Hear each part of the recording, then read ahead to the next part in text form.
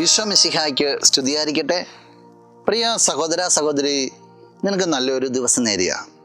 ഈശോ നിന്റെ ജീവിതത്തെ സമർത്ഥമായിട്ട് അനുഗ്രഹിക്കട്ടെ. ഈശോ തൻ്റെ ശിഷ്യന്മാരോട് ഇപ്രകാരം പറയാണ്.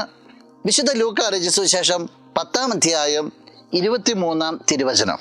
അവൻ ശിഷ്യന്മാരെ നേരെ തിരിഞ്ഞ് അവരോട് മാത്രമായി പറഞ്ഞു, നിങ്ങൾ കാണുന്ന കണ്ണുകൾ ഭാഗ്യമുള്ളവ. ശിഷ്യന്മാരോട് പറയാണ്, നിങ്ങളേറെ ഭാഗ്യം ചെന്നവരാ, നിങ്ങൾ കാണുന്ന കണ്ണുകൾ ഭാഗ്യമുള്ളവരാ, നിങ്ങൾ ദൈവപുത്രനെ കാണുക. നിങ്ങൾ കേൾക്കുന്ന ചെവികൾ ഭാഗ്യമുള്ളവര്, നിങ്ങൾ ദൈവപുത്രനെ കേൾക്കുക. അനേകം പ്രവാചകന്മാര്, അനേകം ആളുകൾ കാണാൻ കൊതിച്ചിരുന്ന ഒരു സൗഭാഗ്യത്തെയാണ് നിങ്ങളിപ്പോൾ കാണുകയും കേൾക്കുകയൊക്കെ ചെയ്യുക. ശിഷ്യന്മാർക്ക് ഏറെ സന്തോഷമായിട്ടുണ്ടാവും. നിന്റെ ജീവിതത്തിലേക്കും കൂടെ നോക്കിക്കൊണ്ട് ഞാനൊന്ന് സൂചിപ്പിക്കട്ടെ. നീ അനുദിനം തിരുവോസ്തിയിൽ ക്രിസ്തുവിനെ കാണുന്നുണ്ട്. കുർബാനയിൽ നീ അനുദിനം ഈശോയെ ഉൾക്കൊള്ളുന്നുണ്ട്.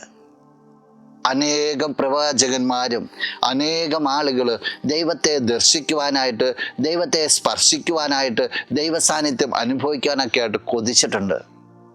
ഇന്ന് സഭ നിനക്ക് ക്രിസ്തുവിനെ ധാരാളമായിട്ട് നൽകുക. അവരൊക്കെ ഇപ്പോൾ നിന്റെ മുമ്പിൽ വരുവാണെങ്കിൽ പറയും, നീ ഭാഗ്യം ചെന്ന വ്യക്തിയാണ്. നിനക്ക് ക്രിസ്തുവിനെ ദർശിക്കാൻ പറ്റുന്നുണ്ടല്ലോ, നിനക്ക് ക്രിസ്തുവിനെ തൊടാൻ പറ്റുന്നുണ്ടല്ലോ, നിനക്ക് ക്രിസ്തുവിനെ ഭക്ഷിക്കാൻ പറ്റുന്നുണ്ടല്ലോ, ക്രിസ്തു നിന്റെ ജീവിതത്തിലേക്ക് കടന്നു വരുന്നുണ്ടല്ലോ. അവരൊക്കെ നോക്കിക്കൊണ്ട് പറയും, നീ ഭാഗ്യം ചെന്ന വ്യക്തിയാണ്, നിന്റെ ജീവിതം അനുഗ്രഹിക്കപ്പെട്ട ജീവിതമാണ്. നിനക്കെന്താ തോന്നുക?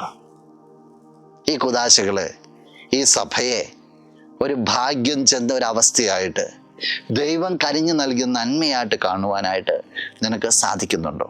ദൈവത്തിൻ്റെ നന്മകളെ കൃതജ്ഞതയോടു കൂടിയാണോ നീ ജീവിതത്തിൽ ഉൾക്കൊള്ളുക? ക്രിസ്മസ് കാലഘട്ടമാണ്. ജീവിതത്തിലേക്കൊന്ന് തിരിഞ്ഞു നോക്കുക. നന്ദിയുള്ള വ്യക്തിയായിരിക്കുക. നമുക്ക് പ്രാർത്ഥിക്കാം. കണ്ണുകളടച്ച് കരങ്ങൾ കൂപ്പാം. നല്ലവനായ കർത്താവേ, നിന്നെ അങ്ങ് സ്തുതിക്കുന്നു, ആരാധിക്കുന്നു, മഹത്വപ്പെടുത്തുന്നു. നിന്റെ നിറ സാന്നിധ്യത്തെ നന്ദിയോടുകൂടി ഓർക്കുകയാണ്. ഈശോയെ, ജീവിതത്തെ കൃതജ്ഞതയോടുകൂടി നോക്കിക്കാണുവാൻ, എല്ലാ നന്മകൾക്കും അനുസരിച്ച് ജീവിതത്തെ ക്രമപ്പെടുത്തുവാനായിട്ട് ഈ വ്യക്തിയെ നീ സഹായിക്കണമേ.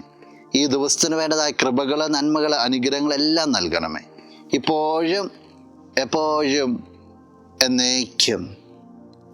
ആമേൻ.